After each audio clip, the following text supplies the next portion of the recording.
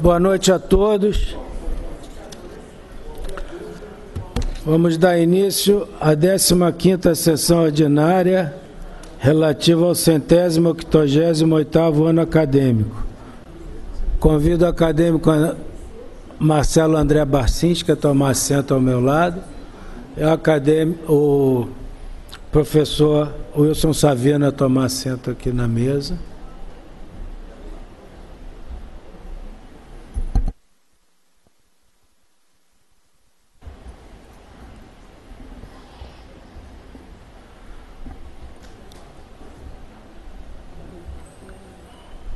Comunicar que o nosso querido acadêmico Rubens Belfort, que tem estudado bastante os efeitos do Zika vírus nos olhos dos pacientes, dos recém-natos, que foi convidado para fazer uma palestra, vai falar sobre epidemia do Zika vírus no Brasil e na América do Sul.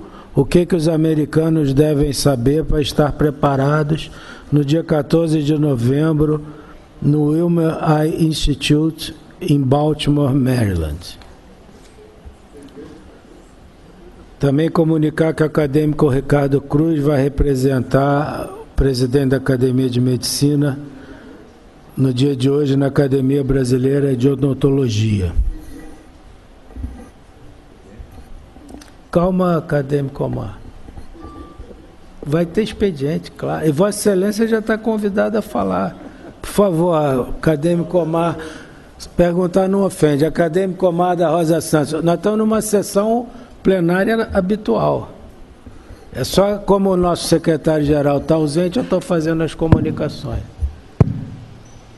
Abra a palavra plenária acadêmica.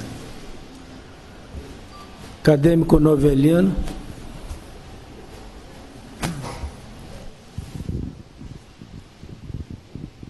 Senhor presidente, senhores acadêmicos, ilustres convidados. Senhor presidente,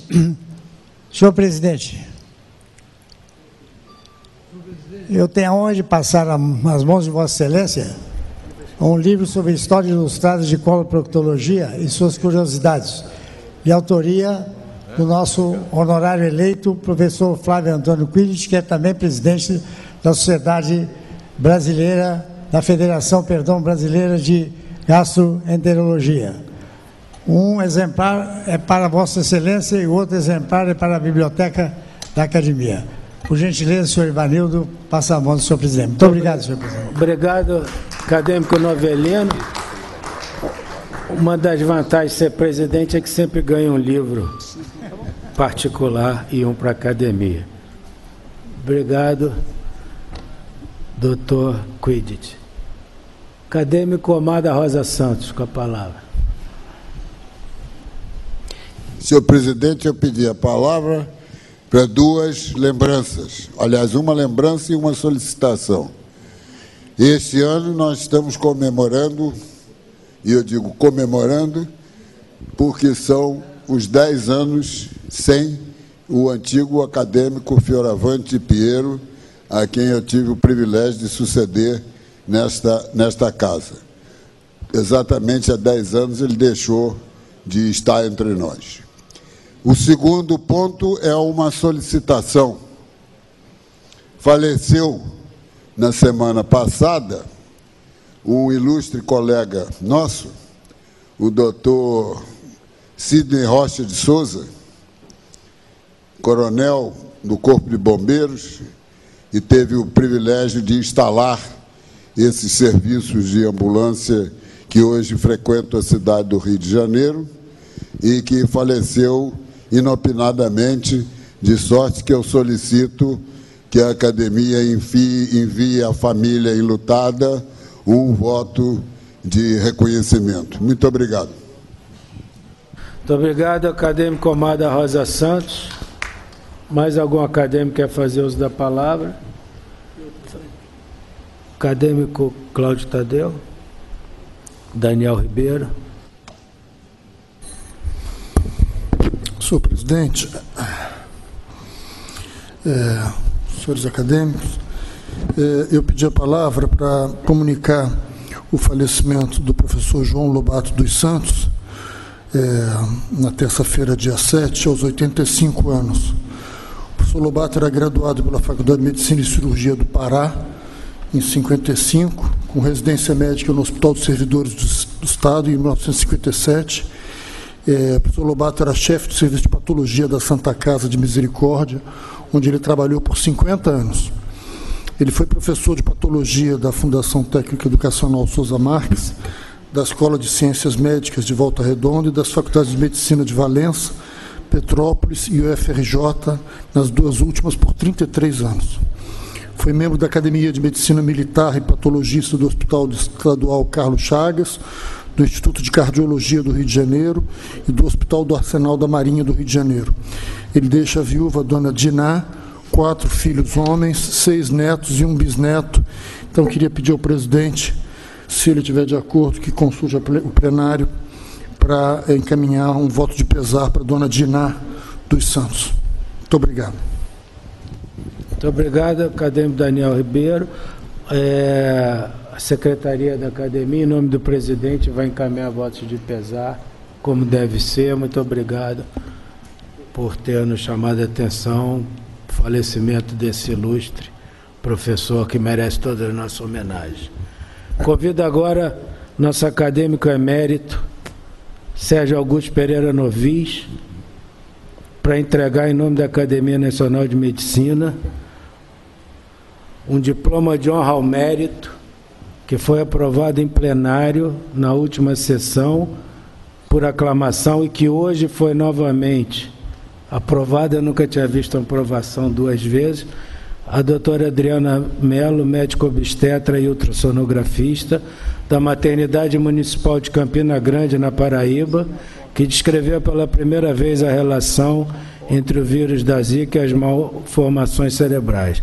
Doutora Adriana Mello, é uma honra ter uma brasileira se destacando no nosso interior com toda a sua perseverança e sua competência. Muito obrigado por ter vindo aqui, acadêmico Novis, por favor.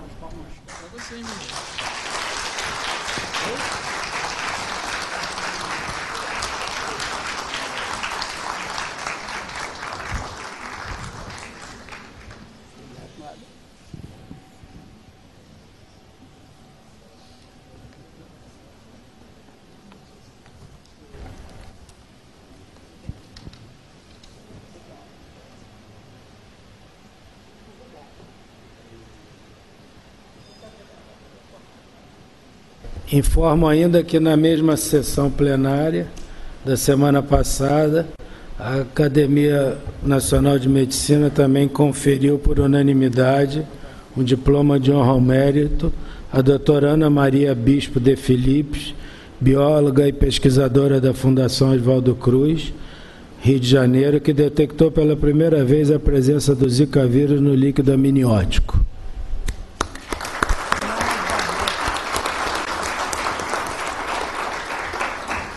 A doutora Ana Maria Bispo foi chamada a Brasília hoje para uma reunião sobre o tema, não pôde estar presente, então vou passar esse diploma de honra ao mérito ao acadêmico Marcelo André Barcinski e peço que ele entregue na Fiocruz. E, se possível, eu faço até uma foto para nossos arquivos. Muito obrigado, acadêmico Marcelo Barcinski. Novamente agradeço meu amigo Wilson Savino, que está aqui à minha esquerda, por ter organizado e tomado a frente em muitas situações desse importante simpósio que foi realizado nesses últimos 4 dias na Academia Nacional de Medicina. Meu amigo confrade acadêmico Marcelo Barcinski também, dizer que a Academia se sente muito honrada com essa parceria com a Fiocruz, com a Academia de Ciências, e de estar mais uma vez protagonizando essas discussões tão importantes que têm ocorrido na nossa casa. Eu tenho certeza, como eu já disse anteriormente, que pelo que eu pude assistir pela internet em tempo real e pelo que eu vi hoje pela programação, que certamente nós discutimos aqui o que existe de mais atual nesse assunto. Convido agora o Dr. Pedro Vasconcelos, do Instituto Evandro Chagas do Pará, para nos falar sobre o tema Lidando com a Epidemia do Zika Vírus, Lições, Conquistas e Desafios. Dr. Pedro Vasconcelos, agradeço o seu deslocamento desde o Pará até a nossa casa para poder nos atualizar sobre esse tema muito importante.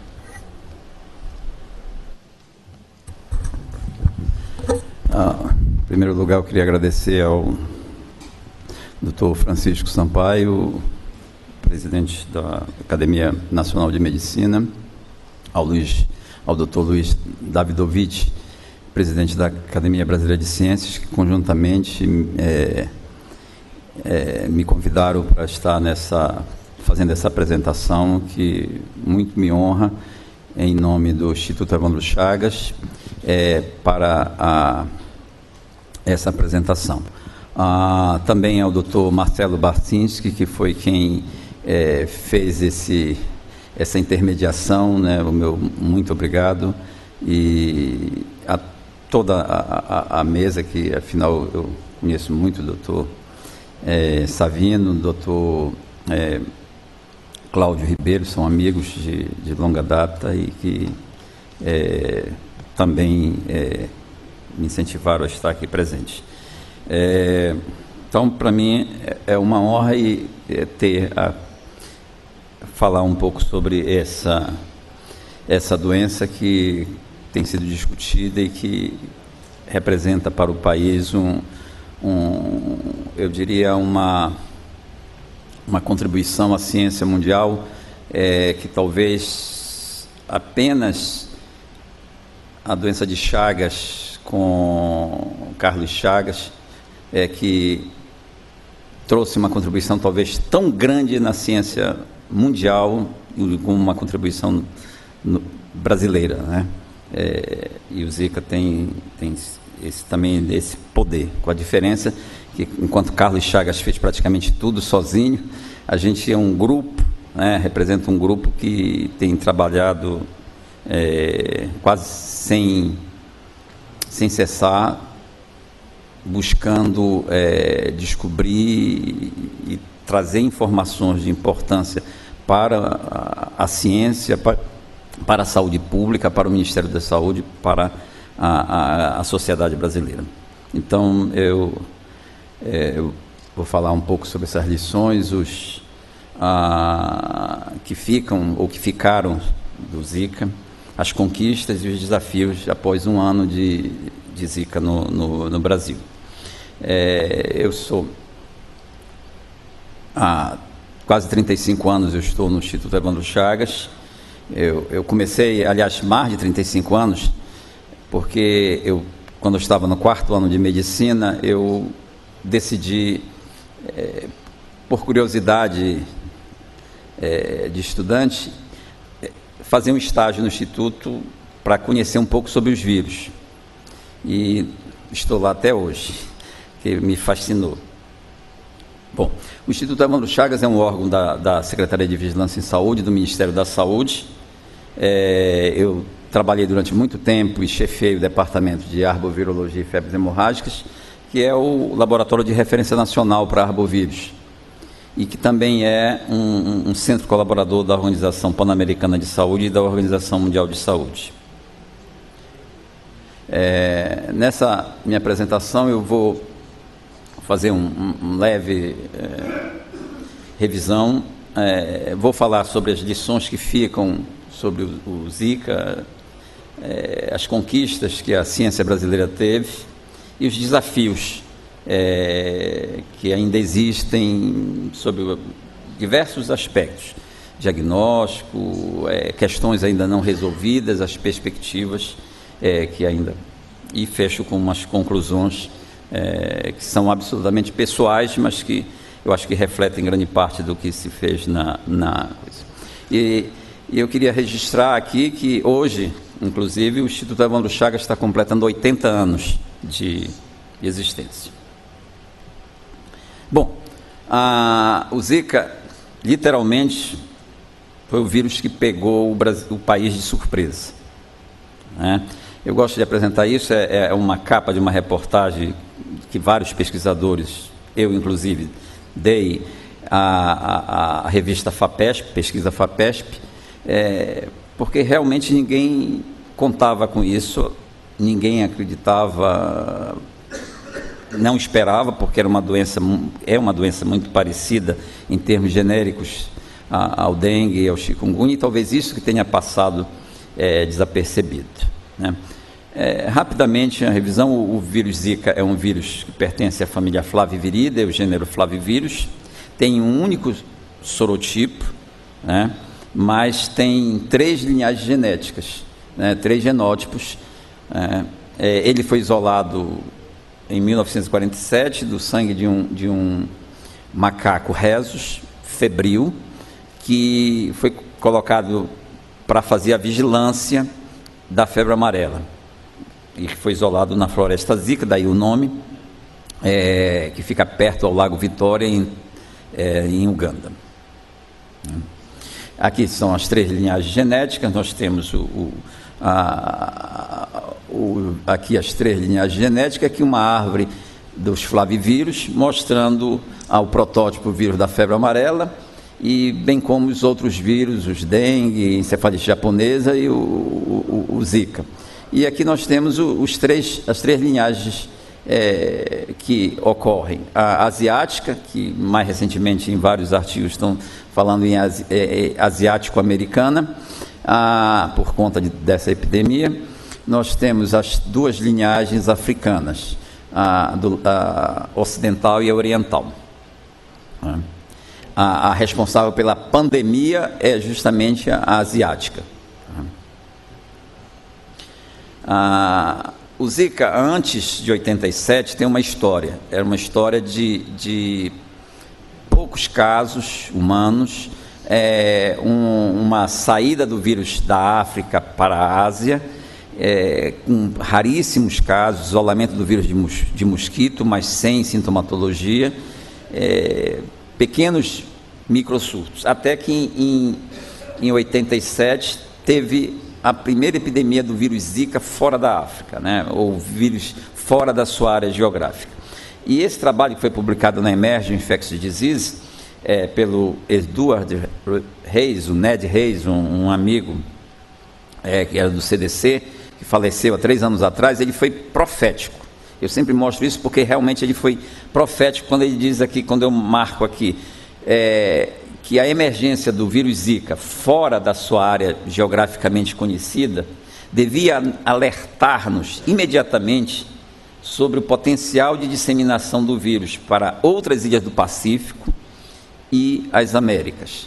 Então ele foi absolutamente certeiro na sua previsão de epidemiologista. Essa refere-se à epidemia do vírus Zika nas ilhas Iap, e depois ocorreu tudo o que nós conhecemos. Agora, falar um pouco sobre essas lições que ficaram sobre a introdução do vírus no Brasil. Aqui nós temos esse quadro do Ministério da Saúde, mostrando como foi mais ou menos a cronologia da introdução do vírus Zika no Brasil. Tivemos várias manchetes, aqui eu coloquei apenas algumas, falando de doença misteriosa, o Ministério da Saúde investiga, virose, enfim, chamou a atenção da mídia nacional e coisa. E os primeiros casos de uma síndrome exantemática diferente foi detectada em outubro de 2014, lá no Rio Grande do Norte, né? Já em 2015, quer dizer, a coisa continua evoluindo, sem um diagnóstico, o CIEVS, que é o Centro de Investigação de Emergência e Vigilância em Saúde, do Ministério da Saúde, começou a investigação desse número aumentado de casos exantemáticos que eram do Nordeste e que eram negativos para dengue e chikungunya, com um quadro que era muito pouco característico, parecia um pouco dengue, parecia um pouco chikungunya, com baixa febre, né, que era muito diferente, porque ambas dão febre bem elevada, ou mesmo ausência de febre, com um quadro de um exantema maculopapular, de modo geral, um prurido intenso, artralgia e edema, de modo geral, esse era o principal quadro. Iniciaram, então, uma investigação sob a coordenação da Secretaria de Vigilância, já em abril, sendo feitos uns inquéritos sorológicos no Maranhão, Rio Grande do Norte e Paraíba. E antes do final do mês de abril, a Universidade Federal da Bahia, o professor Gúbio Campos, anunciou a detecção por PCR, ou seja, por técnicas moleculares, do vírus Zika, né? Depois, ainda em maio, início de maio, o Instituto confirmou os casos da Bahia por pedido do Ministério, por nós sermos o laboratório de referência nacional, e também de casos da Paraíba, que foram nos enviados inicialmente, e do Maranhão. Tá? E depois, ainda em maio, também o Instituto Carlos Chagas, da Fiocruz do Paraná, demonstrou as amostras do vírus Zika positivo também por PCR em amostras de Natal, de um quadro mais ou menos semelhante ao que estava ocorrendo. Né? E daí resultaram inicialmente 2 publicações, que foram a do professor professor Gúbio Campos, na Emerging Infectious Disease, um letter, mostrando a ocorrência de positividade. E a publicação do grupo lá do Rio Grande do Norte com o grupo do Paraná, relatando os primeiros casos de transmissão autóctone do vírus Zika no Brasil, né, que foi publicado nas memórias do Instituto Oswaldo Cruz. Em fevereiro de 2016, em seguida, nós publicamos um artigo na Science mostrando que, por estudos moleculares com sequenciamento completo de 7 amostras do vírus Zika, obtidos de diferentes estados, da Paraíba, do Maranhão, Pará, Rio Grande do Norte e São Paulo, nós demonstramos que, por análises moleculares com o vírus, além de ser o asiático, ele havia uma semelhança muito grande com o vírus que circulou em 2013 na Polinésia Francesa. E o estudo de um relógio molecular mostrou, com a probabilidade posterior, que o vírus teria entrado mais ou menos entre maio e novembro de 2013, momentos em que ocorreram a Copa das Confederações, um ano antes da Copa do Mundo, e depois um Campeonato Mundial de Canoagem, em que tiveram presentes polinésios franceses no Brasil. Então, e posteriormente, o grupo lá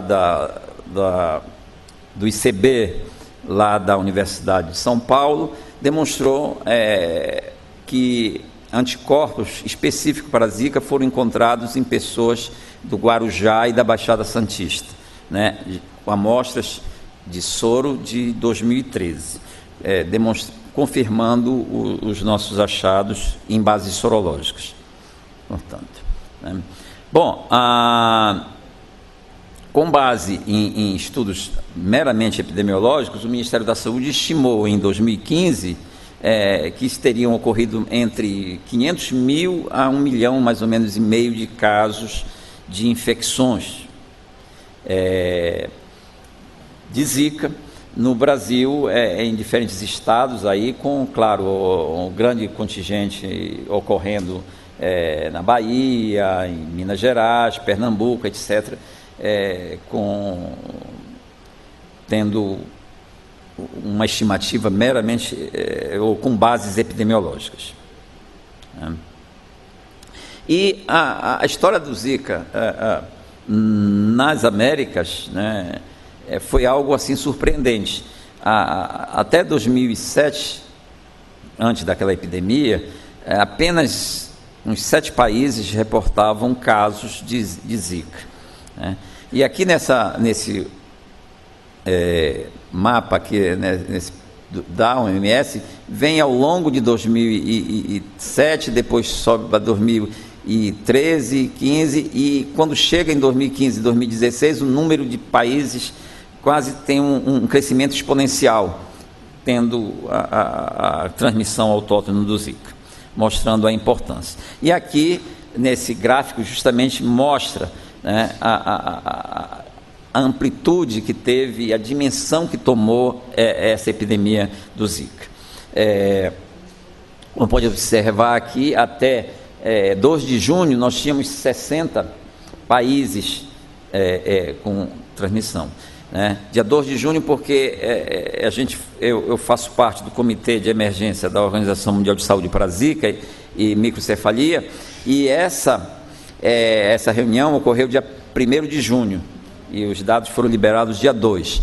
E aí, dia 1º de setembro, teve a reunião seguinte, e entre 1º de junho e 1º de setembro, houve um acréscimo de 12 países, notificando transmissão autóctone do Zika, sob a forma epidêmica, mostrando a magnitude dessa epidemia no mundo. Bom, ainda com base na reunião lá do nosso comitê, foi mostrado que justamente os países com transmissão passaram a ser 72, né? E com um aumento bastante grande entre uma reunião e outra.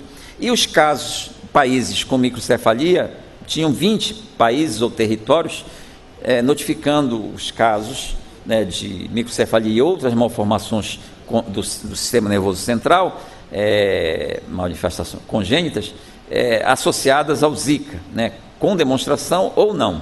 E 9 passaram a notificar os casos entre essa reunião do dia 1º de junho e a outra de 1º de setembro.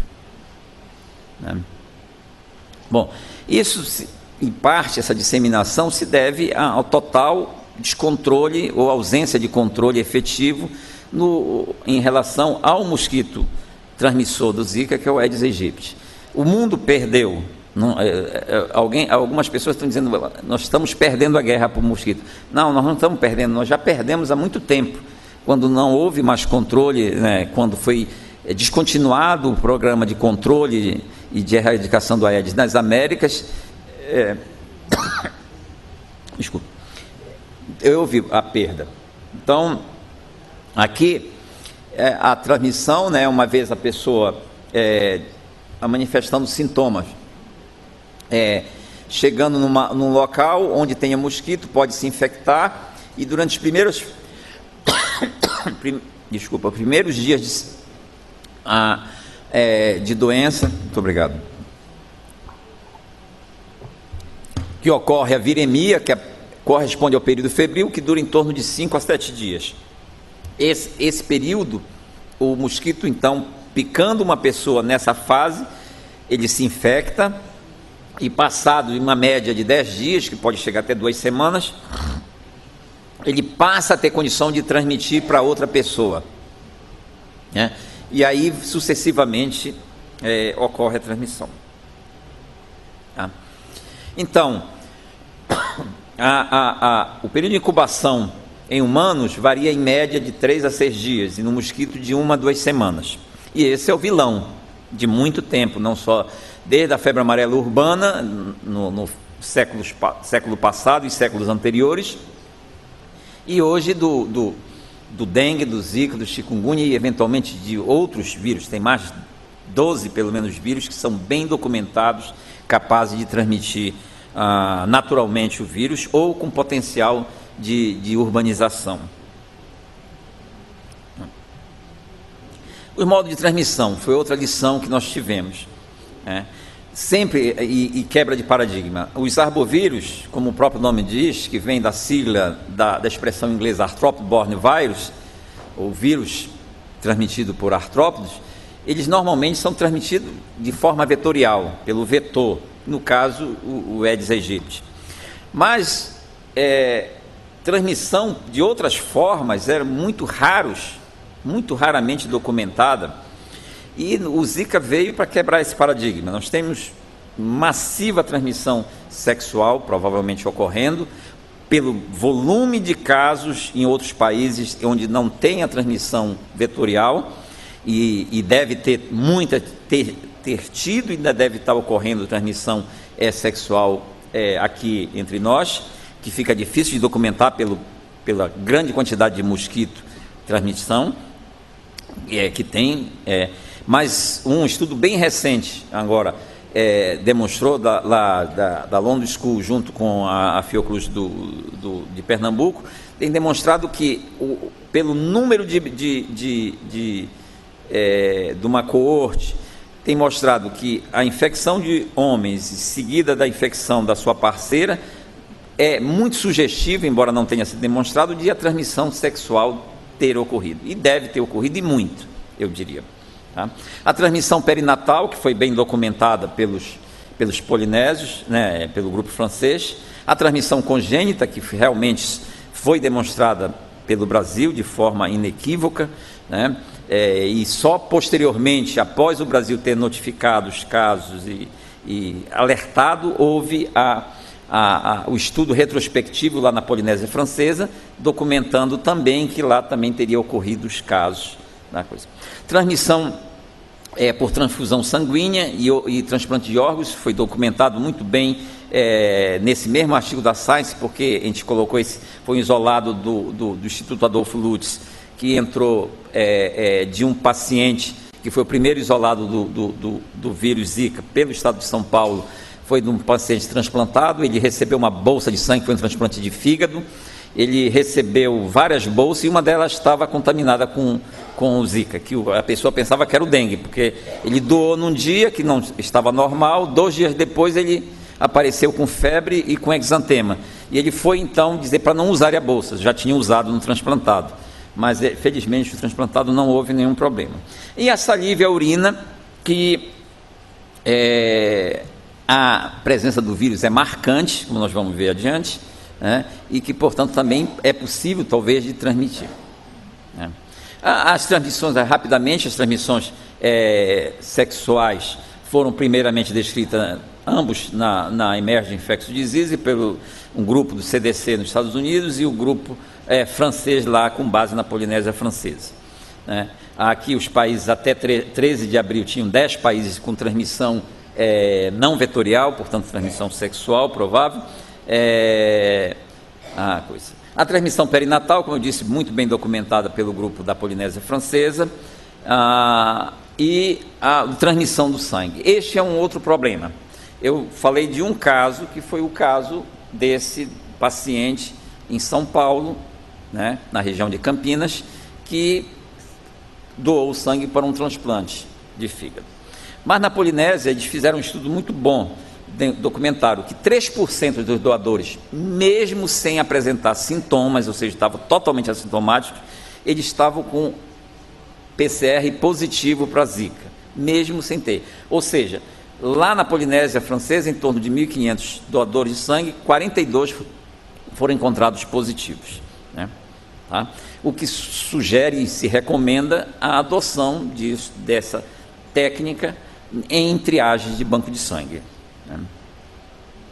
A urina, a detecção na urina tem sido muito bem documentada, e inclusive a virúria, né? Ou seja, o tempo que o vírus circula na urina é maior do que no sangue. Aqui nesse estudo, né, do grupo francês também, mostra aqui no sangue, aqui em A, um paciente, e vejam a virúria, ou seja, a quantidade, o tempo é mais prolongada. No B também, paciente C, D, e todos. Ou seja, o tempo que o vírus é encontrado no sangue é muito menor do que o tempo que é encontrado na urina. Né? Pode ser reflexo, em parte, da presença do vírus no esperma, na vesícula seminal e na próstata.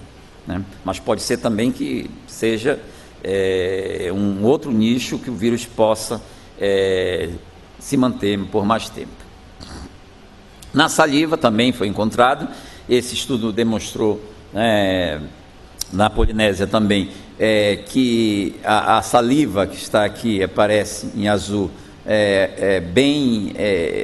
em muitos casos, maior o encontro do que no sangue, e quando se usa junto os dois, o aumento na detecção é bem elevado, né? Bom, e isso aqui é característico, o que é que as pessoas com Zika têm? É um exantema que é muito variável as formas de apresentação, mas isso não é novidade, no dengue também nós temos, máculo papular, muito pruriginoso, com edema nas articulações, com uma conjuntivite, que não é bem uma conjuntivite, é mais uma epidemia conjuntival, né? Então, é muito evidente, principalmente nas pessoas de pele clara. E no Brasil, a epidemia do Zika teve um decréscimo assim, impressionante este ano, né? Reduziu de forma dramática a ocorrência de casos, por conta, talvez, em parte no Nordeste, pelo número excessivo de casos que ocorreu, de infecções, provavelmente, mostrando uma ocorrência assim bastante forte. Mas chama atenção, eu quero chamar atenção, além da curva, para a ocorrência de casos prováveis. Esse ano, lembrem que, teoricamente, foi mais ou menos entre 500 e 1,5 milhão. Eu diria que deve ter sido mais para 1,5 milhão do que para 500 mil os casos. Mas em 2016, nós temos apenas dados oficiais do Ministério, 200 mil casos prováveis, né? E esses dados são principalmente das primeiras semanas, como pode ser observado, né? Nas primeiras semanas, quando a epidemia ainda estava bem evidente, mas depois disso cai drasticamente, né? E chama atenção os casos de óbitos que têm ocorrido comprovadamente por Zika. 3 casos em 2015, que a gente publicou, ontem saiu no Journal of Clinical Virology a descrição desses casos, e 3 casos confirmados em 2016, também, mais adiante eu vou falar sobre esses casos, porque tem um componente de autoimunidade muito importante na maioria desses casos, tá? E mulheres gestantes, este ano, né, com mais de 16 mil casos. Quais foram as conquistas que nós tivemos, né? O Brasil teve como... Primeiro, primeiro eu diria que foi o vírus como um agente causal de microcefalia. Isso foi demonstrado de forma inequívoca aqui no Brasil, como a gente vai ver.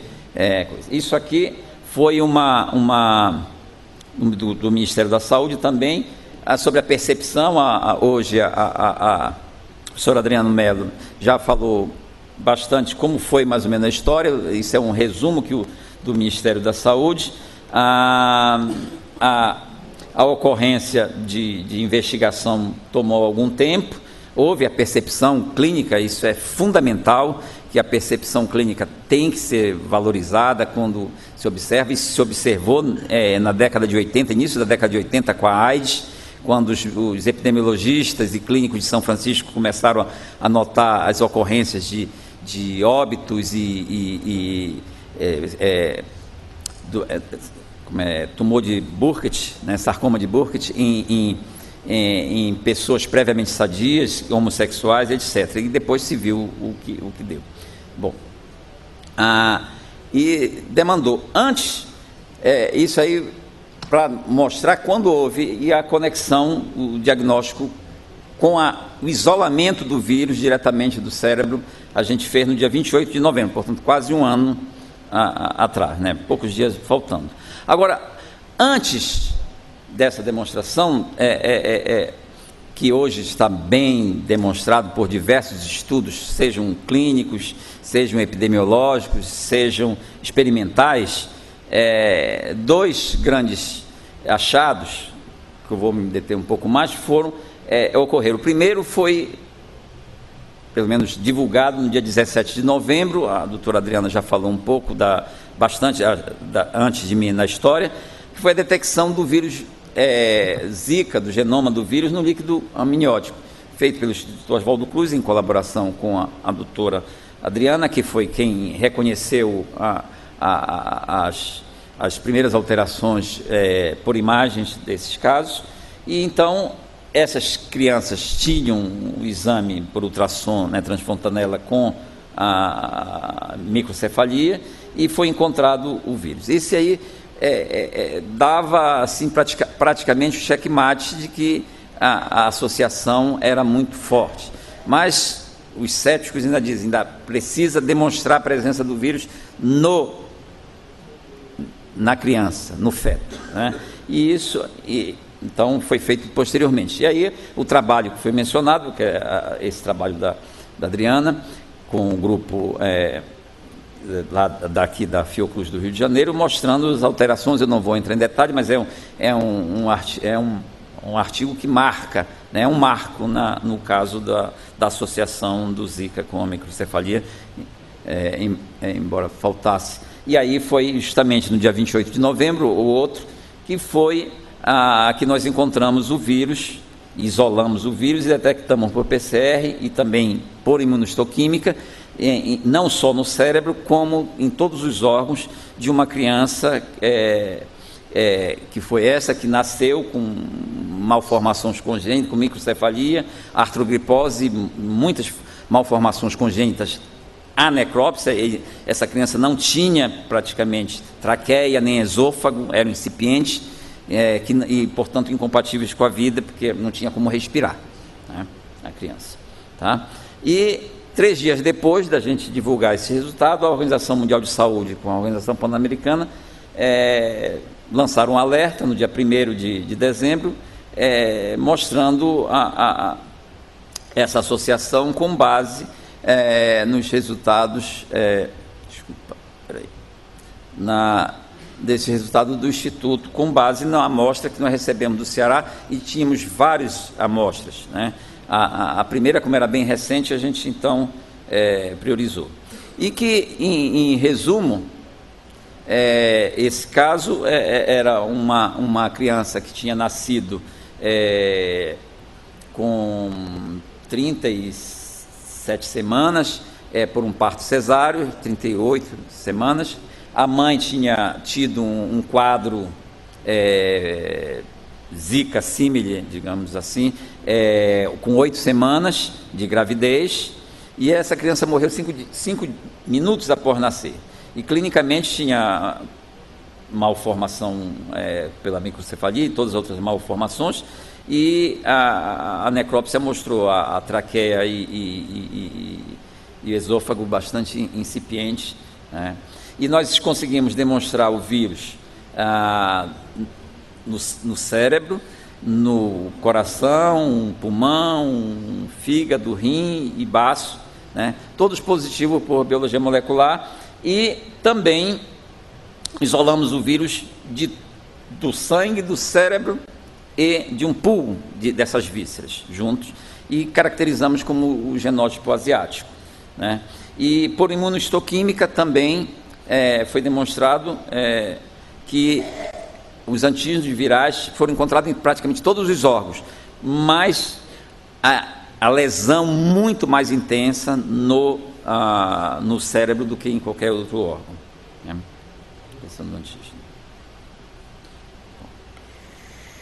Também nesse mesmo informe nós tivemos o registro dos primeiros óbitos, justamente, que foram 2 casos, um caso de lúpus, né, e com uso de prednisona por longo período, e o outro de uma síndrome de Evans, né, que é uma condição autoimune que causa trombocitopenia e anemia hemolítica. E ambos os vírus foram demonstrados o caso de Zika associado, e que foram óbitos, né, o que fez com que alerta para a ocorrência de outras situações que possam ocorrer, um alerta para esses casos. Bom, obviamente que a microcefalia houve um aumento expressivo, que não restava dúvida de que era provavelmente pelo Zika, em função desse aumento da taxa de incidência de microcefalia por 100 mil nascidos vivos. Nessa primeira coluna, nós temos aqui uma média histórica entre 2010 e 2014, e aqui em 2015. em alguns estados, principalmente do Nordeste, foi onde houve um aumento em todos os estados, né? Mas menor em alguns mais e outros menos. E no Norte, no Tocantins, também houve um aumento. Os outros estados não. Então, ficava. Bom, depois disso, nós tivemos a demonstração da presença do vírus por microscopia eletrônica, de um caso, que foi aquele caso da Eslovênia, né, que foi muito comentado, que a mulher tinha vindo passar umas férias no Rio Grande do Norte e voltou, se infectou. Quando houve a história, descobriu que estava com a criança com microcefalia. Ela fez o aborto com 8 meses, né? E o vírus então foi encontrado, inclusive não foi positivo no PCR, e a presença do vírus nas vísceras e no sistema nervoso central dessa criança, mostrando mais um fato. Quase simultaneamente nós tivemos também, que foi demonstrado pelo grupo lá do mesmo grupo que publicou lá do ICC, lá do Carlos Chagas, lá do Paraná, com o professor Kleber, da Universidade Federal do Rio Grande do Norte, que se encontrava o vírus também na placenta, né, causando também lesão em casos de óbito, né, com presença de antígenos virais marcante no sistema nervoso central. Né. Era mais um dado, mais uma evidência. Coisa. Posteriormente, o grupo lá da USP, do ICB, usando a amostra de vírus que nós cedemos lá do Instituto, demonstraram aqui um trabalho brilhante que foi publicado na Nature, mostrando que os camundongos infectados com o Zika, eles nasciam menores do que o camundongo normal, né? E com lesão bastante marcante, né? Com viremia, etc., na coisa, e com presença também de lesões e antígenos virais presentes na coisa. E também eles usaram também a neuroesferas, para fazer a demonstração da presença do vírus, das células marcantes com destruição e uma viremia, né, com replicação. Aqui eu marquei em vermelho a replicação do vírus muito intensa, da dinâmica, né, tanto em neuroesferas ou organoides de humanos quanto de chimpanzés, né, mostrando que a diversidade do vírus é bastante intensa. Não vou entrar em detalhe, mas é só para demonstrar que esses casos de microcefalias que foram demonstrados tinham uma presença intensa de lesões, né, que foram encontrados.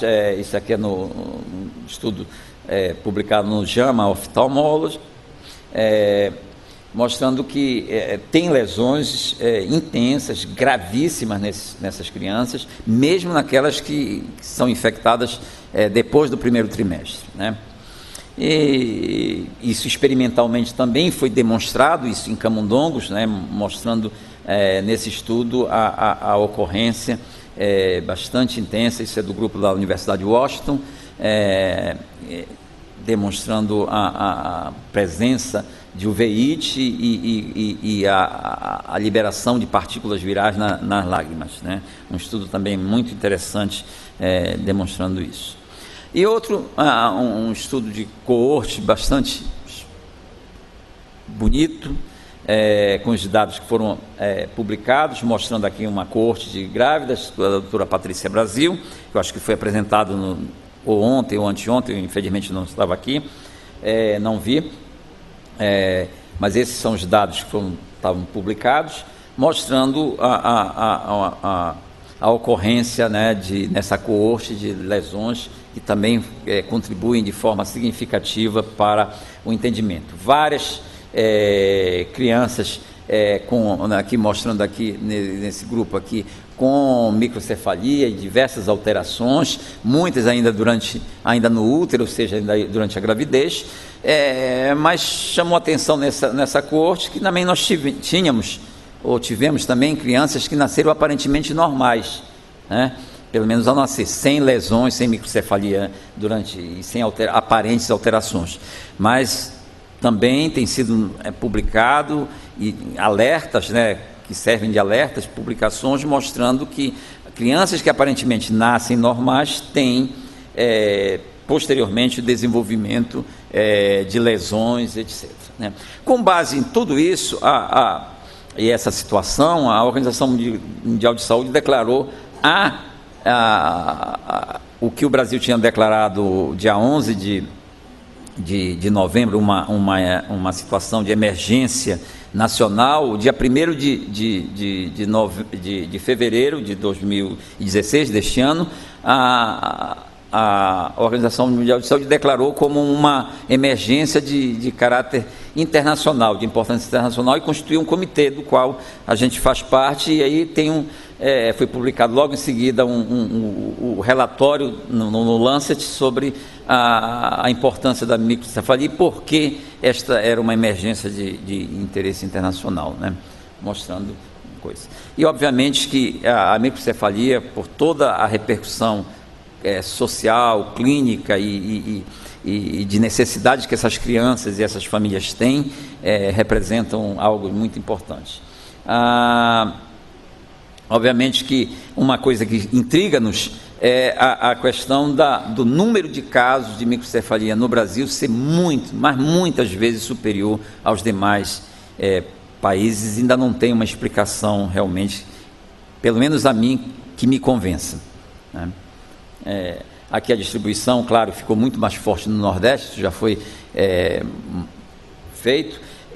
Para 2016, a soma, tudo, entre 2015 e 2016, o número de casos suspeitos, né, de microcefalia são um número grande, casos confirmados 1.845, né, ainda em investigação quase 3.000, e havia sido descartados mais de 4.000 casos, e claro, no Nordeste, aí na primeira coluna das regiões, mostrando os números que assustam pela quantidade, quando comparado com as outras regiões do país, né? Aqui, essa figura mostra muito mais essa diferença assim, gritante entre as regiões, comparando o Nordeste com as demais, né?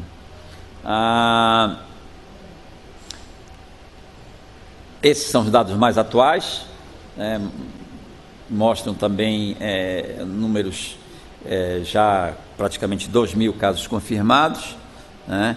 E mostrando que o diagnóstico é muito intenso e tem investigações. Bom, mais recentemente começou-se a dar um nome como uma síndrome congênita pelo vírus Zika, né, ou síndrome congênita do Zika, etc., que tem características que já foram demonstradas pelos clínicos, pelos radiologistas, etc., que são muito marcantes no Zika. Realmente é impressionante. A microcefalia, a desproporção entre o tamanho do crânio e da face, as alterações oculares, as alterações audiométricas, né, com surdez, artrogripose, né, as alterações ósseas das articulações, etc., e as imagens, os diagnósticos de imagem, que mostram um corolário de imagens, né, com alterações que são muito intensas, né, e que foi publicado bem recente no boletim da Organização Mundial de Saúde, mostrando que pode se caracterizar como uma síndrome congênita, né? Bom, ok. E aqui reforça, né, nesse estudo, foi mostrado que a síndrome congênita pelo Zika com artrogripose, né, mostrando os casos, muitos casos de estudo, o grupo brasileiro com o grupo holandês, fazendo estudo, mostrando lá em Recife essa ocorrência, né, que mostra. E esses são os dados agora de 3 de novembro, portanto, há uma semana atrás, mostrando a quantidade de países e número de casos por país, né, coisa. Veja, no Brasil, já quase 2.100 casos, mostrando essa desproporção em relação aos outros países, né? Conquista. O Zika como agente causal de síndrome de Guillain-Barré ou algo parecido, que hoje foi discutido, algumas pessoas colocando em xeque esse nome de se usar síndrome de Guillain-Barré. Bom, aqui temos, no dia 2 de junho já tinham 13 países e territórios notificando Guillain-Barré com confirmação laboratorial, encontro de anticorpos, principalmente, em pacientes infectados pelo Zika. Alguns países não tinham casos, mas a maioria tinha casos, com transmissão autóctone. Aqui é a área geográfica das Américas. Recentemente nós publicamos, junto com um grupo lá da Bahia, 2 casos de síndrome de Guillain-Barré. Nós não conseguimos isolar o vírus, não conseguimos detectar, mas os anticorpos IgM foram específicos para o Zika, mostrando a relação entre a doença, e a coisa. O que alguns autores têm chamado a atenção é que a síndrome de Guillain-Barré, por outras viroses, como a influenza, o dengue, sarampo, etc., ela ocorre de 4 a 8 semanas após a infecção aguda. Na Zika tem sido observado essa síndrome em torno de 1 a 2 semanas após o coisa. Em alguns casos a pessoa ainda manifestando alguma sintomatologia. E por isso alguns dizem que não é uma síndrome de Guillain-Barré, é uma síndrome de Guillain-Barré símile, ou like, Então, isso é uma discussão. Mas o que se observa é que houve um aumento bastante importante da síndrome de Guillain-Barré no Brasil, em termos de notificação de casos, com aumento de 34% entre 2014 e 2015, e de 2015 para 2016, mais de 29% também, mostrando a hospitalização também, que aumentou em 2016 em relação a 2015 e em relação a 2014, e vinculado à coisa. Em outros países, diferente da microcefalia, outros países notificaram um aumento também da Guillain-Barré, diferente da microcefalia, que praticamente foi o Brasil que monopolizou a descrição dos casos. Em outros países nós tivemos isso. Na Colômbia, por exemplo, aqui nós temos esses dados do Instituto Nacional de Saúde da Colômbia, mostrando a epidemia de Zika, em gráfico em linha, e na coluna os casos de Guillain-Barré, mostrando uma correlação bem forte. Além disso, esse estudo recente de agosto, publicado no New England Journal of Medicine, mostrando na Bahia a ocorrência de síndrome de Guillain-Barré em laranja mais ou menos equivalente à epidemia de Zika que aparece no gráfico em verde. E assim se observou na Colômbia, em El Salvador, no Suriname, na República Dominicana, em Honduras, na Venezuela, etc., mostrando que há uma forte correlação entre a epidemia e a ocorrência de um aumento, portanto, também quase, podemos dizer, uma epidemia de síndrome de Guillain-Barré associada. Isso não tem dúvida. E nesse relatório do nosso comitê de emergência, em 1º de setembro, foi 18 países ou territórios tinham a notificação de casos de síndrome de Guillain-Barré com confirmação laboratorial ou associado à infecção pelo Zika. E entre 1º de junho e 1º de setembro, 5 novos países notificaram. A próxima nossa reunião do comitê é agora dia 18 de novembro, e a gente sabe que já aumentou o número de países, tanto de notificação de casos de Zika, quanto de microcefalia e de síndrome de Guillain-Barré. Aqui nós temos esses dados de 3 de novembro, com os países notificando casos de síndrome de Guillain-Barré aqui nas Américas, um grande número, outros que não tiveram aumento, embora tenha tido caso de Zika confirmado, como é o caso da Costa Rica, Granada, Haiti, México, Panamá. Até agora não houve um aumento assim exagerado. Aqui é o número de países notificando Zika, microcefalia ou síndrome de Guillain-Barré, né, mostrando justamente que estão 72 países já, né, 12 nos casos sem transmissão vetorial, portanto transmissão sexual, 26 países com microcefalia ou uma formação congênita e 19 países notificando casos de síndrome de Guillain-Barré, né? Ou seja, a epidemia não está estacionada, ela está progredindo, né? Está saindo talvez do foco do Brasil. Bom, e os desafios? Bom, o diagnóstico é um desafio. Hoje foi apresentado aqui o novo kit que a Biomanguinhos desenvolveu, né, com uma colaboração de várias instituições, inclusive o nosso lá no Instituto, mostrando que o diagnóstico caminha, pelo menos o molecular, para termos um kit, um instrumento para fazer frente a essas 3 arboviroses, né? Aqui nós temos, em relação aos materiais, a urina, o sangue, né? Vejam, o tempo da doença é muito maior na urina, e no esperma, que tem a notificação de pelo menos 6 meses sendo excretado o vírus ou o RNA viral no esperma. O que faz lembrar que a possibilidade de transmissão sexual é muito grande se o vírus está viável, né, no esperma. Tá?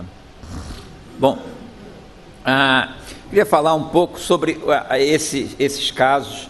Eu disse que foi publicado ontem no Journal of Clinical Virology, que se tratam dos 3 casos de mortes que ocorreram em 2015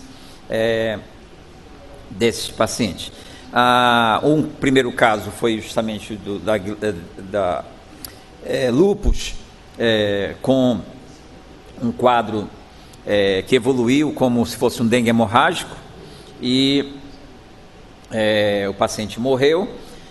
O segundo foi da síndrome de Evans, e o terceiro foi um caso de pneumonia, que evoluiu também com insuficiência hepática e que evoluiu também para a morte. Todos novos, 36 anos, o do lúpus, o da síndrome de Evans, 16 anos, e o de pneumonia, uma pessoa com 20 anos. Portanto, as condições ao tipo de imunidade representam. Aqui nós temos a histopatologia desses casos, do primeiro caso, mostrando neurônios com necrose, apoptose, e vejam, aqui é sistema nervoso central, isso tudo é sistema nervoso central, e a gente não vê quase neurônios, ou seja, há uma destruição realmente intensa dos neurônios,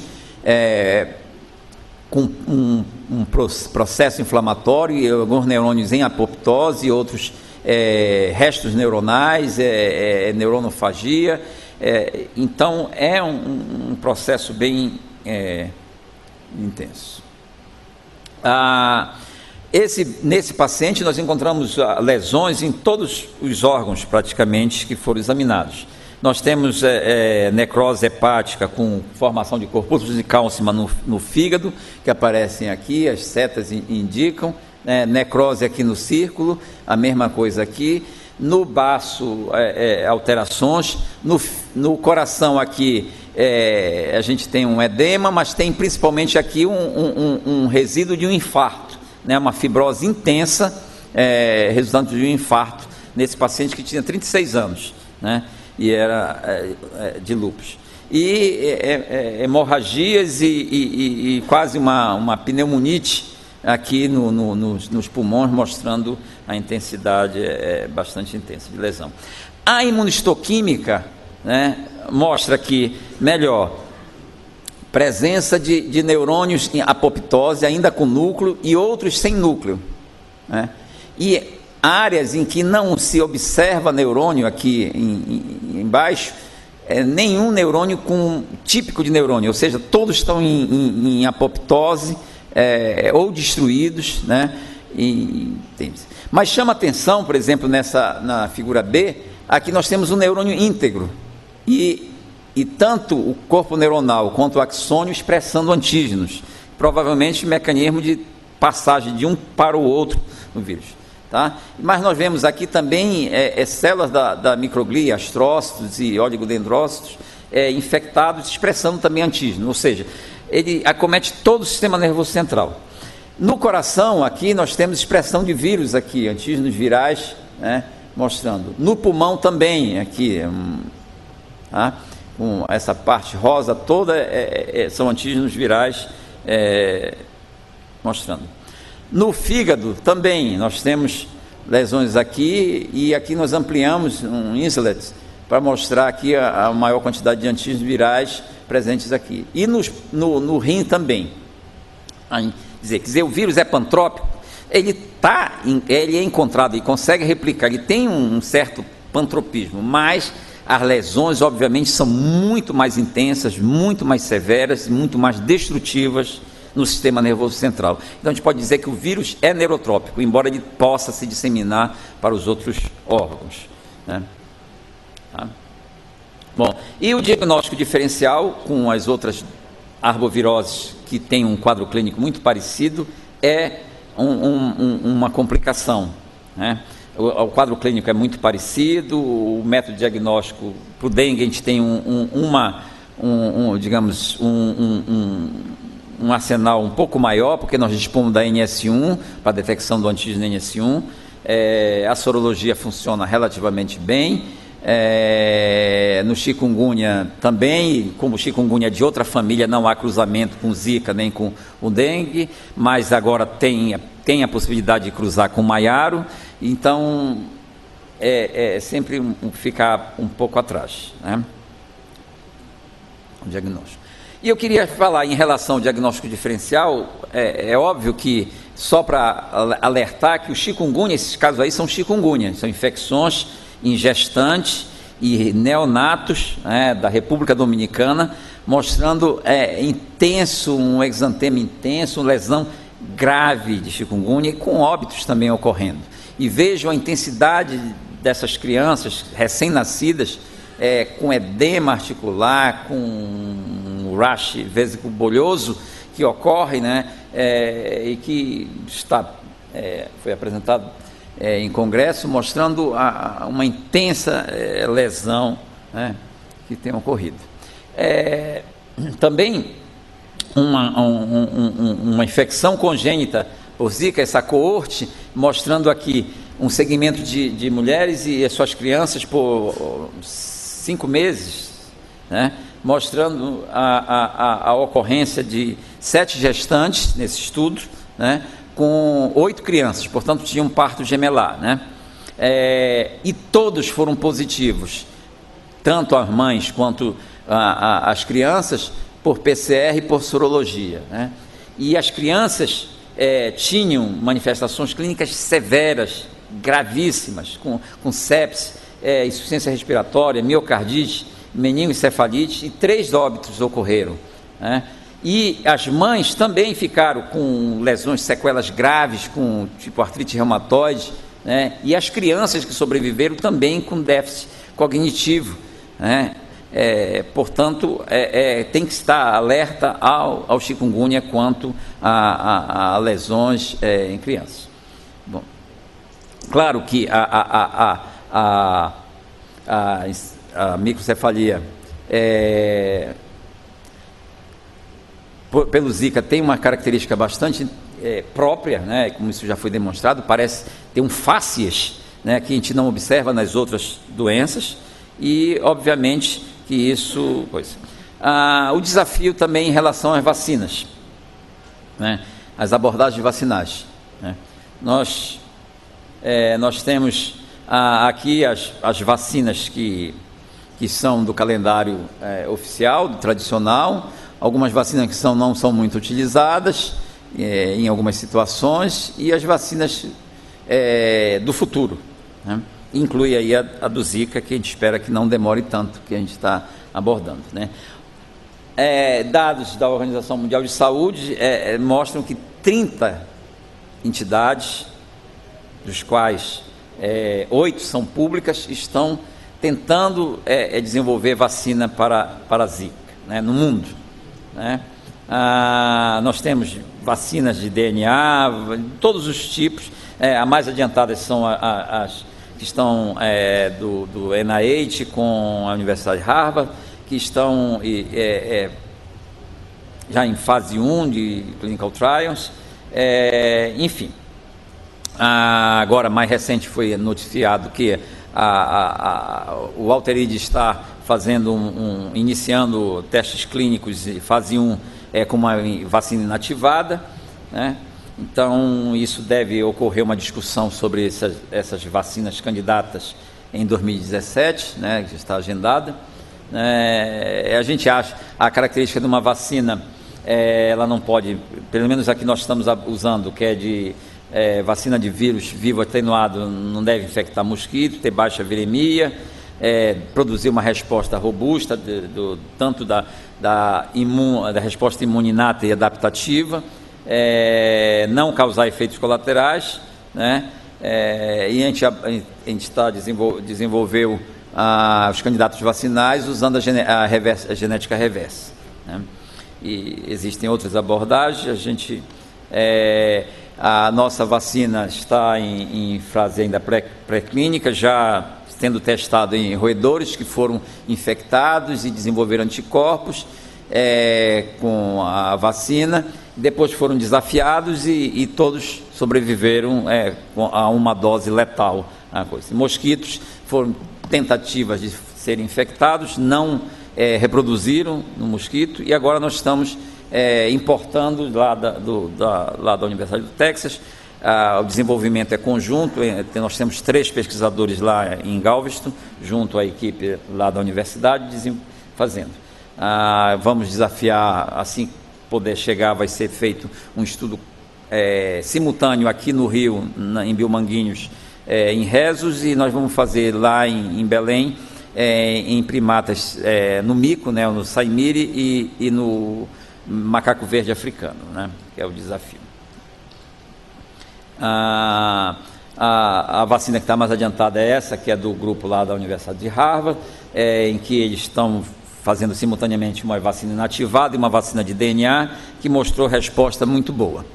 Bom, os desafios, para finalizar, as questões que ainda não estão respondidas, tem muitas, né? Eu listei apenas algumas e as perspectivas. Primeiro, qual a verdadeira incidência, a real incidência da microcefalia nos fetos? Eu acho que a gente ainda não tem condições de responder. Algo indica em torno de 1%, alguns estudos, outros chegando até 13%. Quer dizer, há uma variação muito grande. E eu acho que as coortes que estão, tem várias coortes, tem aqui no Rio de Janeiro, nós temos em Belém, tem em Salvador, tem em São Paulo, tem em Manaus, tem em Fortaleza, tem em Recife, etc. Então tem um grupo grande de coortes. Eu acho que o conjunto dessas coortes vai poder dar uma resposta. Doutor Vasconcelos, 2 minutos para concluir. Ok. Qual é o aspecto clínico, né, do vírus? Parece ser neurotrópico. Os abortos, natimortos e mortes imediatamente após o pós estão associados principalmente com a infecção no primeiro trimestre, ou ocorre também nos outros trimestres da gravidez, né? Os quadros menos severos estão associados ou não com a infecção do segundo e terceiro trimestre, ou depende da carga viral que a mãe recebe durante a infecção? Quais são os papéis do sistema imune do feto à infecção pelo Zika? As malformações que resultam dessas são associados à imunofacilitação mediada por anticorpos, ou devido a uma viremia prolongada, ou ambos, né? Os anticorpos para flavivírus têm um papel, de fato, nessa patogênese da doença. Qual é a participação das co-infecções, né, na microcefalia, do dengue, chikungunya e outros, né? Quais são os mecanismos que o vírus usa para quebrar ou romper a barreira placentária e licórica, né? E quais são as células que estão envolvidas nesse mecanismo? quais são as células do sistema imune que estão modulando a infecção qual é o papel do macrófago e outras células do sistema imune na patogênese da doença. Enfim, então, para concluir, nós podemos dizer que, embora não tenha falado do dengue, mas é sempre bom lembrar o dengue, que o dengue é hoje a doença transmitida por vetores mais importante no mundo. São mais de 300 milhões de infecções cada ano, mais de 100 milhões com pessoas com doença e em torno de entre 25 e 50 mil mortes por ano. Mas o apelo do Zika com essa apresentação grave associada é muito importante. E não há um controle vetorial, é importante que tenha, porque para tentar controlar essa situação epidêmica. A disseminação do vírus no Nordeste aparentemente foi favorecida por um lag phase, que é aquele período em que o vírus passa desapercebido e se capilariza, né? A ocorrência de microcefalia e outras malformações congênitas, a Guillain-Barré e as mortes de adultos com desordens autoimunes precisam ser melhor estudadas para dar ideia da incidência e etc., dos fatores de riscos associados, etc. A ocorrência de formas atípicas também precisa de investigação e é uma oportunidade para a investigação científica nesse aspecto. E muitos aspectos da patogênese já foram descritos, mas precisa ainda serem investigados, porque parece que apenas uma parte dessa foi entendido, né? O diagnóstico dessas doenças exantemáticas, dessas 3 arboviroses, é um grande desafio, nenhum problema para a saúde pública e para os estudos epidemiológicos. E, finalmente, o desenvolvimento da vacina é uma necessidade internacional, né? Bom, esse estudo, certamente, um monte de pessoas me cedeu slide, tem contribuído. As pessoas que estão marcadas, aquelas que estão diretamente envolvidas, que estão marcadas em vermelho, e estamos na vacina que nós estamos desenvolvendo. E, claro, que a gente tem recebido, a gente agradece os nossos apoios financeiros do CNPq, CAPES, FINEP, do Ministério da Saúde e da Organização Pan-Americana e Mundial da Saúde, né? Era isso. Muito obrigado. Obrigado, doutor Vasconcelos. Agora a palavra ao plenário acadêmico.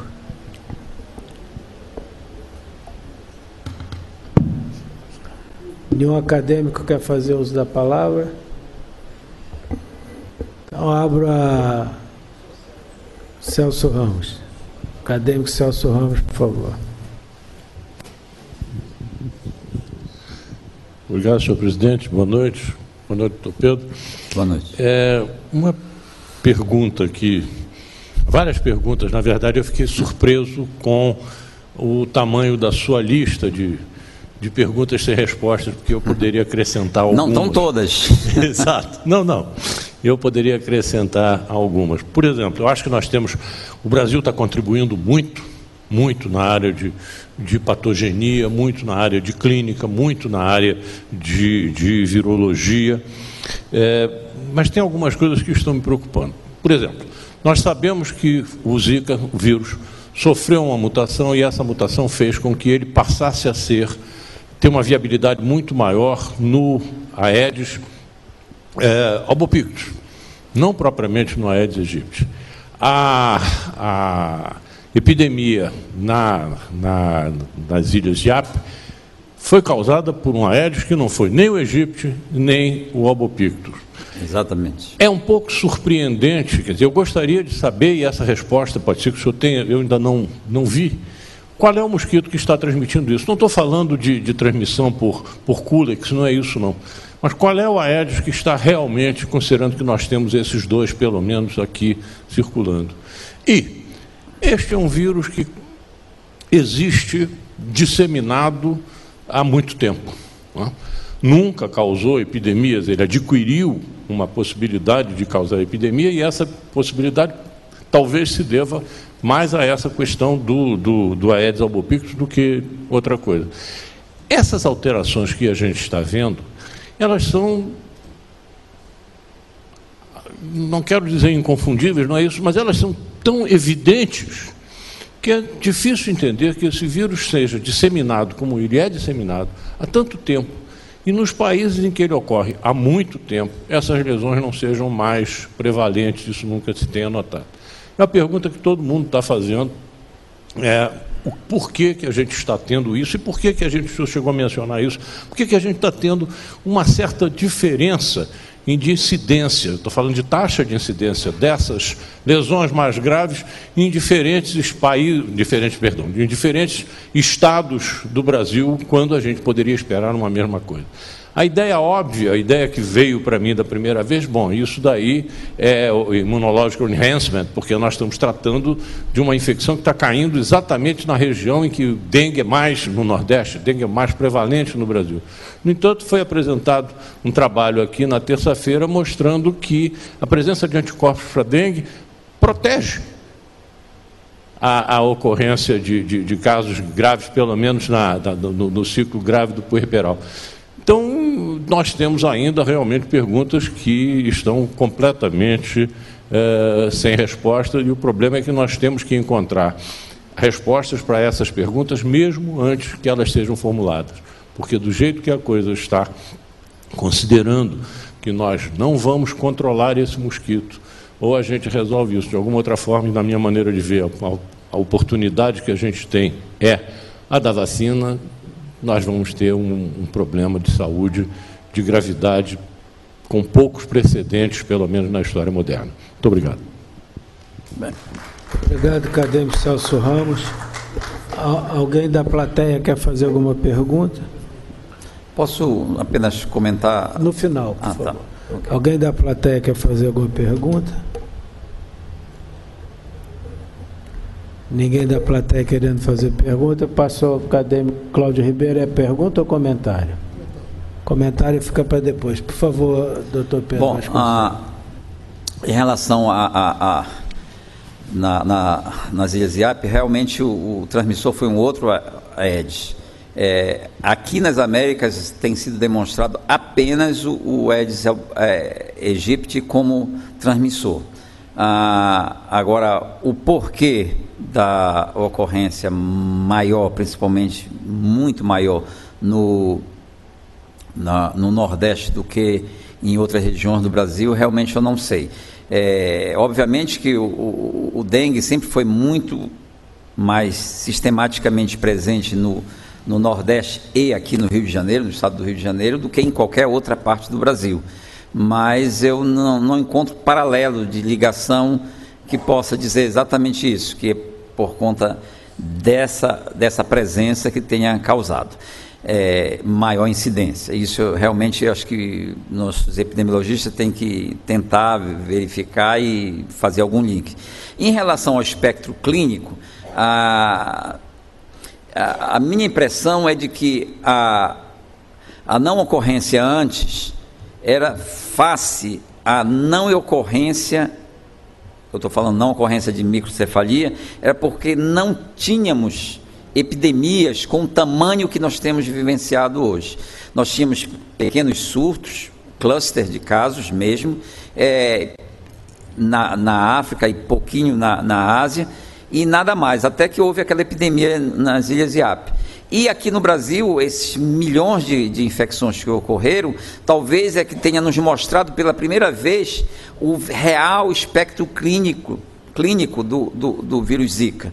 Ou seja, que vai desde uma infecção assintomática, que eu não sei se chega a esses níveis de 80%, que são historicamente dito que é de fato 80%, talvez seja menos do que se pensa. Nós temos a febre do Zika, que tem essa manifestação de febrícula, exantema, as dores articulares e o edema articular, a conjuntivite e nada mais. E nós temos então as formas mais graves, essas formas que a gente mostrou desses óbitos, e as formas de microcefalia, que são raros, eu diria até talvez extremamente raros, com exceção do Nordeste, onde nós tivemos realmente praticamente uma epidemia de microcefalia. Nos outros estados a gente não observou isso, né? Agora, em relação ao espectro clínico, eu acho que é isto, Hoje se sabe o espectro clínico do Zika, não se conhecia antes, né? Obrigado, doutor Vasconcelos. Acadêmico Cláudio Ribeiro. Eu tenho alguns comentários, senhor presidente, senhores acadêmicos. Eu começaria por um que eu acho que tangencia também a questão levantada pelo acadêmico Celso Ramos, sobre a particularidade da infecção sob o ponto de vista da frequência, né, e das características de virulência, inclusive, que ela adquiriu no nosso meio, né. E então tem evocado, por exemplo, a existência de cofatores, se falou da existência da dengue, que eventualmente, de alguma forma, potencializaria o efeito do vírus Zika, mas eu queria lembrar um dado que foi mostrado pela doutora Patrícia Braga ontem aqui, muito interessante, mostrando que a infecção pelo Zika vírus de células progenitoras neurais, ela tem um método que estimula as células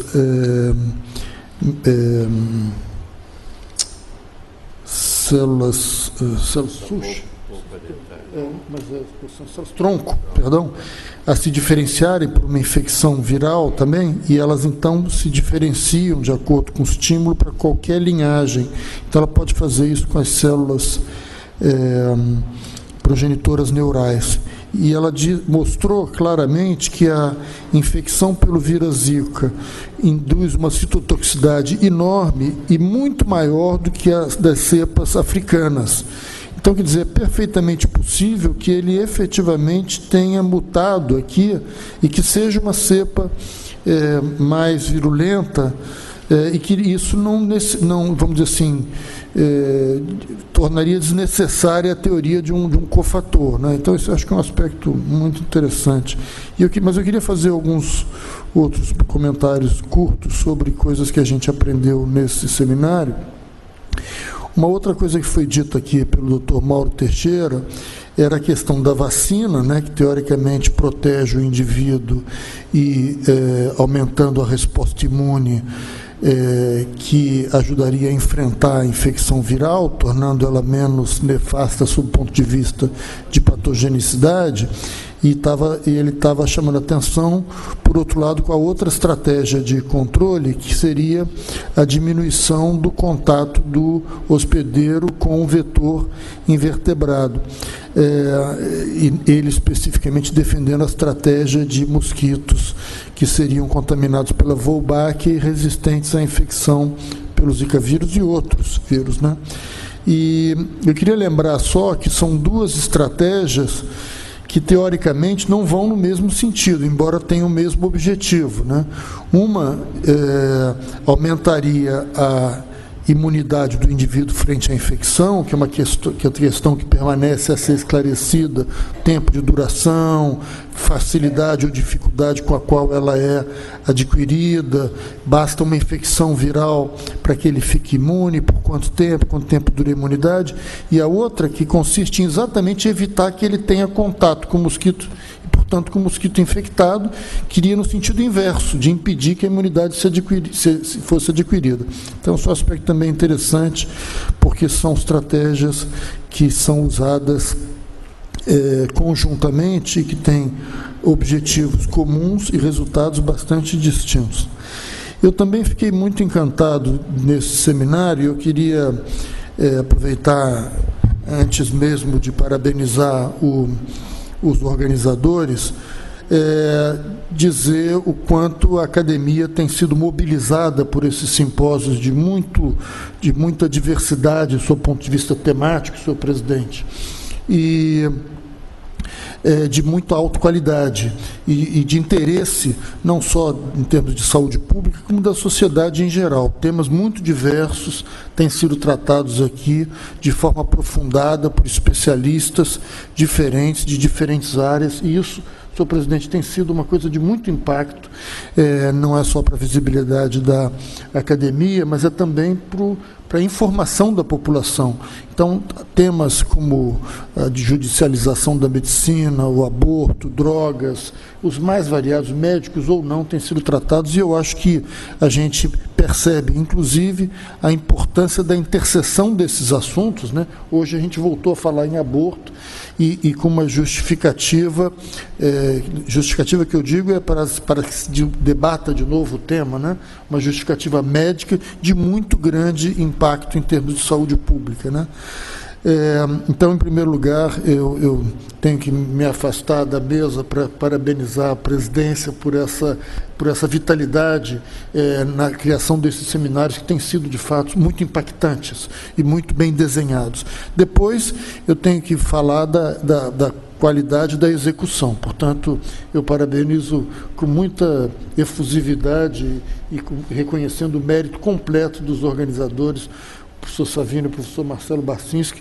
Eu não pude acompanhar todo o seminário, mas eu estive aqui ontem, e a qualidade do seminário foi absolutamente ímpar. Foi de um muito grande prazer, ele foi muito informativo.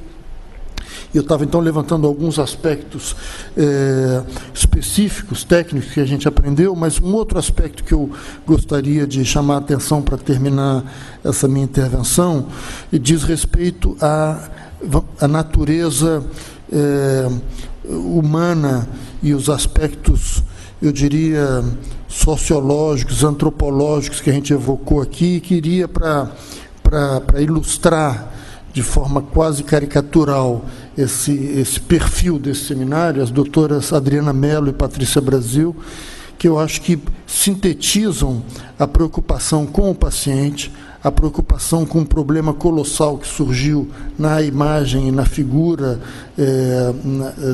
dos recém-natos vítimas da infecção, e que vão necessitar e demandar uma mobilização social, política, um compromisso. O Savino falou algumas horas atrás sobre a questão da cidadania, do nosso compromisso necessário, mandatório, na busca de soluções para o acompanhamento dessas crianças, numa realidade que é absolutamente inédita. Então, tem dois momentos desse seminário que eu acho que representam essa preocupação e essa forma humana, belíssima, comprometida, grandiosa de se fazer medicina. Uma foi a doutora Patrícia Brasil, ontem, fazendo a apresentação dela com a coorte, ela de forma bastante modesta, dizendo que foi só a pessoa certa, na hora certa, com a equipe certa, mas que ela se emocionou quando falou que 29% das 42 mulheres das 66 que ela acompanhou, 42 aceitaram fazer os exames por ultrassom, e descobriu-se, então, no início desse ano, que cerca de 30% das crianças tinham comprometimento do sistema nervoso central, isso de forma independente quase do momento em que a infecção ocorreu, e ela se emocionou quando falou isso, e emocionou a plateia. Eu me emocionei naturalmente também, mas eu acho que isso mostra a forma de se fazer medicina e se comprometer com o problema. E o outro, tão bonito quanto, se não mais, da doutora Adriana Mello, quando ela disse aqui para a gente que ela se despia, que ela retirava o chapéu do seu perfil de médica pesquisadora para assumir o de embaixadora dessas crianças que demandavam, como já foi dito aqui, que demandam a partir de agora um compromisso de toda a sociedade, dos dirigentes políticos, das instituições de saúde, dos que podem determinar que isso aconteça, para proteger essas crianças, estimulando elas para que elas se tornem, sob o ponto de vista cerebral, sob o ponto de vista neurológico, viáveis, e que a plasticidade neural delas seja aproveitada precocemente para que elas possam, oportunamente, para que elas possam se beneficiar um pouco dessas condições. Então, eu finalizaria foi muito... Não vou fazer a terceira homenagem, como diz o presidente, depois que ela já recebeu o diploma de honra ao mérito da academia, mas eu acho que tanto a sua presença como a doutora Patrícia Brasil, de todos de uma maneira geral, mas as pessoas clínicas que fizeram um trabalho, que perceberam a dimensão, o impacto, a gravidade da situação que estava ocorrendo no Brasil, são representativos da qualidade desse evento e da importância do momento que a gente está vivendo. Obrigado. Obrigado, acadêmico Cláudio Tadeu. Como Vossa Excelência elogiou a presidência, eu quebrei o regimento e deixei falar mais que 2 minutos, né? Porque regimentalmente o acadêmico tem direito a 2 minutos de comentário, mas quando elogia a presidência a gente abre mais uns minutos. Eu passo agora ao estimado professor Wilson Savino para fazer as considerações finais. Bem, obrigado. Já passa de 7h30 da noite, de quinta-feira, véspera do dia 11 de novembro, quando foi assinada a emergência em saúde pública de importância nacional. Nós tivemos 4 longos dias de seminário, onde nós tivemos uma variação de 260 pessoas, 250, 220, 150 pessoas presentes na sala, o que mostra pessoas de diversos países, de diversas regiões do Brasil, pediatras, neuropediatras de várias cidades, o que mostra não só a temporalidade positiva deste seminário, né, como também a necessidade que tanto a comunidade científica quanto a comunidade de saúde, em particular os médicos, querem saber o que se está, quais são as descobertas de ontem ou de anteontem. O Pedro ainda agora cita o artigo que saiu no Journal of Clinical Virology ontem, e isso mostra bastante a velocidade com que esse país pôde desenvolver conhecimento, pôde gerar conhecimento durante esses 12 meses. Eu termino mais uma vez, e agora em nome da Fundação Oswaldo Cruz, agradecendo à Academia Nacional de Medicina por ter sido a casa que acolheu esse evento. Acho que foi muito apropriada a escolha. Essa escolha foi uma discussão conjunta, Marcelo Barcinski, Paulo Gadelha, presidente da Fiocruz, eu mesmo, e depois, obviamente, a presidência da Academia Nacional de Medicina. Isso tornou esse evento com uma emoção a mais, digamos assim. Eu estou muito feliz de ter contribuído, como todas as pessoas que me conhecem melhor sabem que eu não trabalho, não sou virologista, não tenho histórias a não ser tangenciando HTLV e HIV, mas nunca tinha trabalhado com flavivírus. Acabei sendo compelido por força da direção do cargo a fazer parte desse esforço nacional para enfrentamento a essa epidemia, e me sinto muito honrado de ter sido compelido, na verdade, e acabei desenvolvendo alguns projetos que estão em início de andamento e que me fazem muito felizes. Um deles com o Oswaldo Nascimento, que está bem em frente a mim. Acho que o Pedro ainda agora citou que talvez Zika seja, depois da descoberta de Chagas, isso já tinha sido citado anteriormente, o maior exemplo de contribuição científica num período de tempo tão rápido. Eu me permito repetir o que o Pedro já falou, com uma diferença, é que nesse momento nós temos centenas ou milhares de pessoas trabalhando em prol da sociedade. Isso é realmente uma coisa muito importante.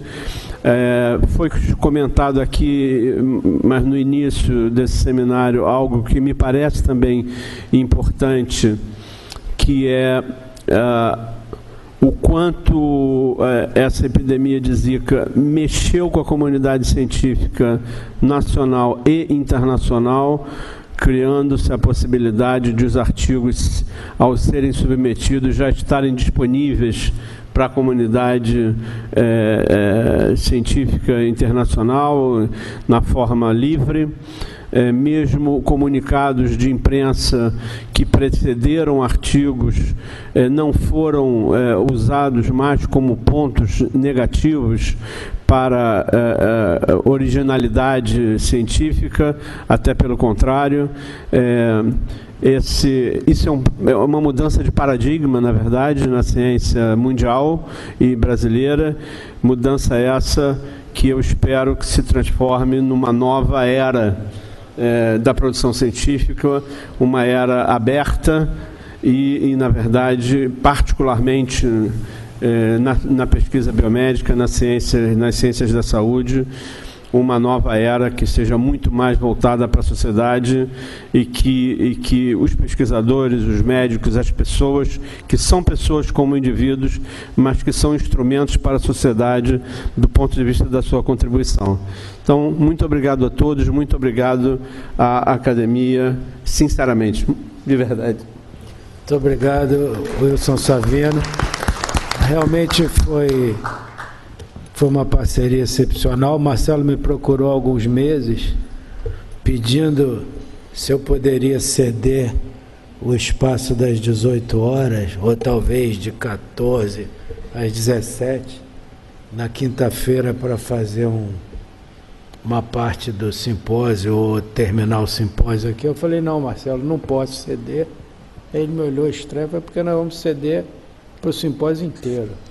Nós vamos fazer de segunda a quinta, inclusive a plenária, e reservei imediatamente, obviamente pela importância do que a gente tem visto, tem discutido aqui, e a academia que se sente honrada em participar disso mais uma vez, e continuamos abertos. E hoje a Academia Brasileira de Ciências já me procurou também, que quer participar do evento sobre aborto que nós pretendemos fazer no primeiro semestre, inclusive discutindo aspectos sociais, epidemiológicos e das malformações do Zika. Não podemos nos furtar a essa discussão. Vai ser a segunda vez que vamos trazer o tema aborto para dentro da academia. Cadê Marcelo Barcinski, que foi o homem que tanto trabalhou? Imagina agora a sensação de relaxamento que ele vai ter. Não é fácil, né? Ficar como o principal responsável por esse simpósio com tantos convidados. Claro, sempre com o Savino, mas você que é o homem da academia, que estava aqui pela Academia de Medicina, e eu senti sua angústia várias vezes, fiquei do seu lado sempre que pude. Hoje, em torno das 20 horas, você vai começar a sentir sono e depois muita fome, porque a adrenalina vai baixar, e você vai chegar em casa, vai comer muitíssimo bem e vai dormir tranquilamente. Assim espero. Por favor, faça. Bom, eu serei breve. Eu gostaria de frisar que terminamos com chave de ouro esse nosso simpósio, com a conferência do nosso convidado, Dr. Pedro Vasconcelos, que eu hoje mais cedo chamei de um dos heróis da luta contra o Zika, e ele até me chamou a atenção na hora do almoço. Eu não sou herói, ele é um dos heróis. E outros heróis estiveram presentes nesse simpósio, entre eles certamente a doutora Adriana Mello, que foi 2 vezes recomendada a homenagem, mais do que merecida. E eu termino então agradecendo os participantes da organização desse simpósio. Primeiro, eu quero dizer que a interação ANM, ABC, Fiocruz está cada vez mais sólida, cada vez mais ativa e cada vez mais criando momentos de discussão científica de alto nível, né? Então, aqui na ANM, agradeço o presidente Francisco Sampaio, que realmente colocou à disposição as instalações e o staff da academia para nos ajudar na organização desse simpósio. E eu não poderia não nominar a Roberta Lima, que foi absolutamente essencial na organização por parte da Academia Nacional de Medicina do nosso congresso.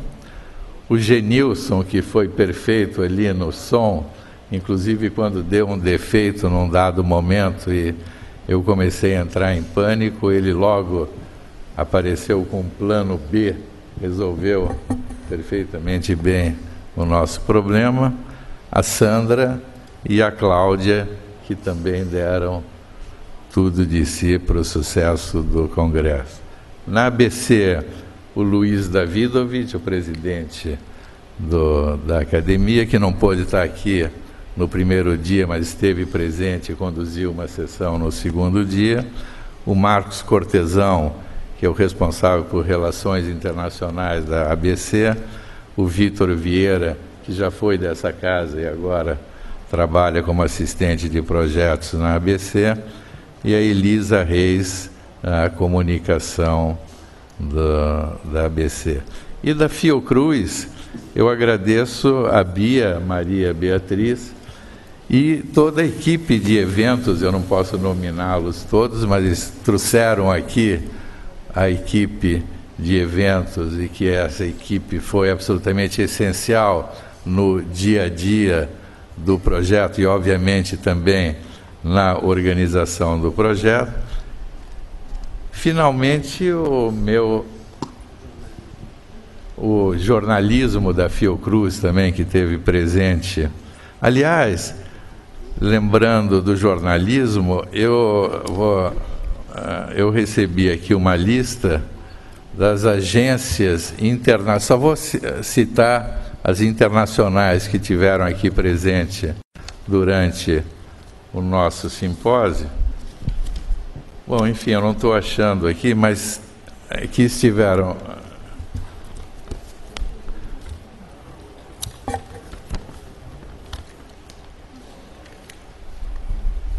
obrigado.